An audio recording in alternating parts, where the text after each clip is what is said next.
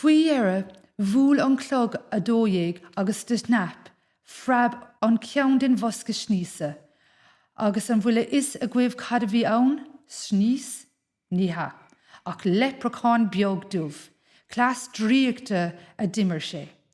A Saighdiúir Stáin san Leipreachán, ná bí ag fécinn cógéir sin rudí nach leat iad. Ach níor lig an Saighdiúir Stáin gur airg sé é. Fan a gcuine, fan go dtí amárach san Leipreachán.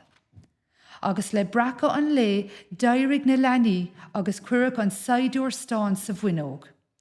Níidir cé be chionntaach leis an Leipreachán nó an Gaeilge, ach dosclann inóg an buinte bosa agus hit an Saighdiúir rion bocht bhullacha cín a nuas an tráid. Bíon titim, bhí leach cos in náirde san air agus a capín agus a clíomh hiascí measc na gluch. Tháinig an chalín aimsire agus an gársún a nuas láthach buil a lorg, a cé go ráidir ag satailt beag nach bhacadar é.